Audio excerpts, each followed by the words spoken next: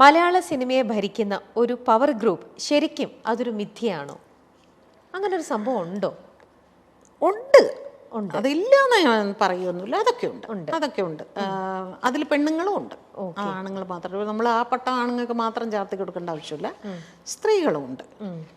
പല പല രീതിയിലാണെന്ന് ഞാൻ ഒരു കാര്യം പറയാം. ഇപ്പോൾ നമ്മൾ നടന്മാരെ എടുക്കുകയാണെങ്കിൽ ഇപ്പോൾ ഒരുവിധപ്പെട്ടതിനൊരു 7 or 8 നടന്മാർ വരെ നമ്മൾ മലയാളികൾ മുഴുവൻ പറഞ്ഞ രണ്ട് പേര് എന്ന് പറയും. മോഹൻലാലിൻ്റെയും മമ്മൂട്ടി അങ്ങനെയൊന്നുമല്ല. അതല്ലാത്ത നടന്മാരുണ്ട്. എനിക്ക് ഇന്ന നായിക മതി, എനിക്ക് ഇന്ന ക്യാമറ മതി, ഇന്ന സ്ക്രിപ്റ്റ് മതി, ഇന്ന ആളുടെ കഥ വേണ്ട എന്നൊക്കെ പറയുന്നുണ്ട്. കാരണം എല്ലാവർക്കും തിയേറ്റർ മാർക്കറ്റുണ്ട്. ഇതിനെല്ലാം നിർമ്മാതാക്കളും സംവിധായകരും ഓക്കെ എന്നും പറയുന്നുണ്ട്. അപ്പോൾ എങ്ങനെയാണ് അവർ പ്രമുഖരാകുന്നത്? ആർക്കൊക്കെ ഇതിൽ കൈയുണ്ടെന്നൊന്ന് ആലോചിച്ച് നോക്കും. തിയേറ്ററുകാർക്കുണ്ട്, ചാനൽ OTT പ്ലാറ്റ്ഫോമിനുണ്ട്, പിന്നെ പ്രൊഡ്യൂസേഴ്സിനുണ്ട്, ഡയറക്ടേഴ്സിനുണ്ട്. എല്ലാവരും കൂടിയാണ് അവരെ പ്രമുഖരാക്കുന്നത്. അയ്യോ അങ്ങേരില്ലാതെ പറ്റില്ല. അപ്പം അങ്ങനെ ഒട്ടുമിക്ക നടന്മാർക്കും അങ്ങനെ സജഷൻസ് ഉണ്ട്. പക്ഷേ ഒരിക്കലും ഒരു നടിക്ക് എനിക്ക് ഇന്ന നായകൻ വേണം എന്ന് പറയാനുള്ളൊരു പവർ ഇവിടെ ഇല്ല. പക്ഷേ പിന്നെ എങ്ങനെയാണ് ഇതിൽ സ്ത്രീകൾ പ്രമുഖരാകുന്നത് എന്ന് ചോദിക്കും. അതെങ്ങനെയാന്ന് വെച്ചാൽ ചില നടിമാർ പറയും എനിക്ക് ഇന്ന മേക്കപ്പ് മാൻ മതി, അല്ലെങ്കിൽ ഇന്ന മേക്കപ്പ് ആർട്ടിസ്റ്റ്, അത് മെയിൽ ഓർ ഫീമെയിൽ, അല്ലെങ്കിൽ ഇന്ന ഹെയർ ഡ്രസ്സർ മതി. അപ്പോൾ പ്രൊഡ്യൂസർക്ക് ഇഷ്ടമുള്ള അല്ലെങ്കിൽ കമ്പനിക്ക് ഇഷ്ടമുള്ള ഒരു ഹെയർ ഡ്രസ്സറെയോ ഒരു മേക്കപ്പ് മാനെയോ അവർക്ക് വെക്കാൻ പറ്റില്ല. അങ്ങനെ നോക്കുകയാണെങ്കിൽ എല്ലാവരും പ്രമുഖരാണ്. എല്ലാവരും അവരവർക്ക് ആവശ്യമുള്ള ആളുകളെയാണ് അവർ ചൂസ് ചെയ്തുകൊണ്ടിരിക്കുന്നത്. എനിക്ക് ഇന്ന കോസ്റ്റ്യൂമർ മതി, അവരാണ് എനിക്ക് കറക്റ്റായിട്ട് കോസ്റ്റ്യൂം ഡിസൈൻ ചെയ്ത് തരുന്നത്.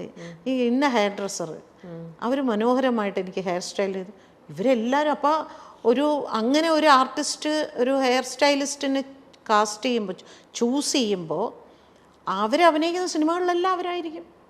അപ്പം മറ്റവർക്ക് പണിയുണ്ടാവില്ല. അതൊക്കെ പ്രമുഖർ തന്നെയാണ്. ഇപ്പം ഞങ്ങളുടെ ഡബ്ബിങ്ങിൻ്റെ ഞാൻ പറയാം, നായിക ശബ്ദം മറ്റുള്ളതിലൊന്നും ഇവരാരും ഇടപെടില്ല. അതായത് നടന്മാർ അവർ പറയാറുണ്ട് അവരുടെ ശബ്ദം വേണ്ട, നായികമാരുടെ വേണ്ടി പറയും.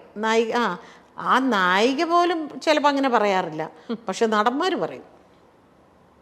അത് പ്രത്യേകിച്ച് മലയാള സിനിമയിൽ ഏറ്റവും വലിയൊരു നടൻ തന്നെ എൻ്റെ ഒരുപാട് സിനിമകൾക്ക് അദ്ദേഹം പറഞ്ഞിട്ടുണ്ട് അവർ വേണ്ട, നമുക്ക് അവർ വേണ്ട ഒരുപാട് സിനിമകൾക്ക് പറഞ്ഞിട്ടുണ്ട്.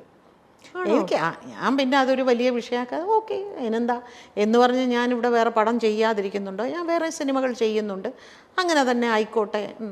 അതൊക്കെ നമ്മൾ ഈസി ആയിട്ട് ഇതിൻ്റെ ഒരു ഭാഗമായിട്ട് എടുക്കുക, അത്രയേ ഉള്ളൂ. അതിനൊന്നും നമ്മൾ കൊടി ഉയർത്തി ഇതിൻ്റെ പിന്നാലെയൊന്നും പോയിട്ടൊന്നും ഒരു കാര്യമില്ല. ആ നായികയ്ക്ക് വേണ്ടിയിട്ടാണ് ചേച്ചി ഇവിടെ ശബ്ദം കൊടുക്കുന്നത്. നായികയ്ക്ക് അവിടെ ഒരു വോയിസും ഇല്ല. ആ സിനിമയിലെ നായകനാണ് തീരുമാനിക്കുന്നത് ആർക്ക് എന്ത് ശബ്ദം കൊടുക്കണം എന്നുള്ളത്. അപ്പൊ അതൊരു പവർ ഗ്രൂപ്പിന്റെ ഓരോ ഇതെന്ന് പറയുന്നത് തന്നെ പവർ ഗ്രൂപ്പ് ഒക്കെ ഉണ്ട്. അതില്ല എന്ന് പറഞ്ഞാൽ ഞാൻ സമ്മതിക്കില്ല. ഓക്കെ, പവർ ഗ്രൂപ്പിൽ സ്ത്രീകളുടെ റോള് താരതമ്യേന കുറവാണ് എന്നുള്ളതേ ഉള്ളൂ. കയറി നിൽക്കുന്ന തീർച്ചയായിട്ടും പുരുഷന്മാർ തന്നെയാണ്. ഈ സ്ത്രീകളാണെങ്കിൽ പോലും സ്ത്രീകൾക്ക് ഇപ്പൊ ചേച്ചി പറഞ്ഞു പുരുഷന്മാരെ നായകനെ ഡിസൈഡ് ചെയ്യാനുള്ള ഒരു പവർ അവർക്ക് അല്ലെങ്കിൽ ഒരു വോയിസ് ഉണ്ടാവില്ല. എന്നിരുന്നാൽ കൂടെ അവരുടെ കൂടെ അഭിനയിക്കുന്ന ബാക്കി കോ ആർട്ടിസ്റ്റുകൾ അവരാരൊക്കെ വേണം, അല്ലെങ്കിൽ എനിക്കിപ്പം ഒരാളുമായിട്ട് എനിക്ക് വലിയ താല്പര്യമില്ല, അപ്പം എൻ്റെ സിനിമയിൽ അവരാണ് എൻ്റെ സിസ്റ്ററായിട്ടോ എൻ്റെ ഫ്രണ്ടായിട്ടോ വരുന്നതെങ്കിൽ അങ്ങനെയും അവരവിടെ ചെയ്യിക്കാറുണ്ടാവും അല്ലേ? ഞാൻ വരണമെന്നുണ്ടെങ്കിൽ ആ കുട്ടീനെ ആ സിനിമയിൽ വെക്കാൻ പാടില്ല അല്ലേ? നമുക്കറിയാം പണ്ടൊക്കെ നമ്മൾ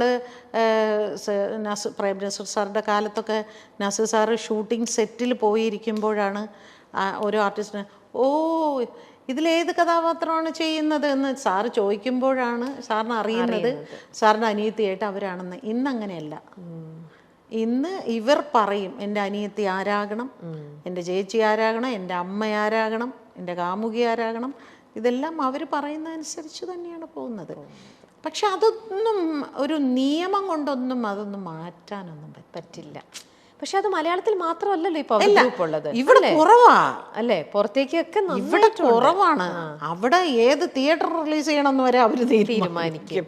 ഏത് പിന്നെ സെന്ററിലേക്ക് ഇത് പോകണം, എവിടെയൊക്കെ പോകണം, ഇത് എങ്ങനെ റിലീസ് ചെയ്യണം, എന്ന് റിലീസ് ചെയ്യണം എന്ന് വരെ അവർ പറയും. ഇവിടെ പക്ഷെ അത്രയായിട്ടില്ല. അത്രയ്ക്കൊന്നും. നമ്മുടെ പവർ ഗ്രൂപ്പ് ഇനിയും അവരുടെ ലെവലിൽ വളരേണ്ടിയിരിക്കുന്നു. ഓക്കെ. സിനിമാ മേഖലയിൽ നടക്കുന്ന പ്രശ്നങ്ങൾ പുറത്തു വരുന്നത് മറ്റു മേഖലകളിലും നവീകരണത്തിന് വഴിതെളിക്കുമോ? സിനിമയിൽ വരുന്നത് മറ്റു മേഖലകളിൽ നമ്മുടെ ഇപ്പം നടന്നുകൊണ്ടിരിക്കുന്ന സംഭവം സിനിമയിൽ മാത്രമുള്ളതല്ലല്ലോ. ഈ സംഭവങ്ങളൊക്കെ വേറെ ഏത് ഇൻഡസ്ട്രിയിലും വേറെ എല്ലാ മേഖലകളിലും ഉള്ളതാണ്. അല്ല, ഇതുപോലെ ഒരു കമ്മിറ്റി എല്ലാ മേഖലയിലും വരണം എന്ന് എനിക്കൊരാഗ്രഹമുണ്ട്. രാഷ്ട്രീയത്തിൽ ഒരു കമ്മിറ്റിയെ കൊണ്ടുവരണം. എത്രമാത്രം ഇത്തരത്തിലുള്ള പ്രശ്നങ്ങൾ അവിടുത്തെ സ്ത്രീകൾ അനുഭവിക്കുന്നുണ്ട് പറയണം. അതുപോലെ ആശുപത്രികളിൽ, ജോലി സ്ഥലങ്ങളിൽ, പിന്നെ ഈ പറയുന്ന സർക്കാർ, ഇവിടെയൊക്കെ ഇതുപോലെ ഓരോ കമ്മിറ്റി വെക്കട്ടെ. അപ്പം അറിയാം. ഇപ്പോൾ സിനിമയാണല്ലോ ഏറ്റവും അധികം ചെളിവാരി എറിഞ്ഞുകൊണ്ടിരിക്കുന്നത്. ഇനി മീഡിയയ്ക്കുള്ളിലും വരണം. സ്ത്രീകൾ പ്രതികരിക്കാൻ മടിക്കുന്നത് ഭീഷണിയെയും വെല്ലുവിളികളെയും പേടിച്ചാണെന്ന് കരുതുന്നുണ്ടോ? ഭീഷണി ഉണ്ടാവും, ഡെഫിനറ്റ്ലി ഉണ്ടാവും അല്ലേ? അതുകൊണ്ട് തന്നെ ഞാൻ നേരത്തെ പറഞ്ഞ കാര്യത്തിലും ഉണ്ട്.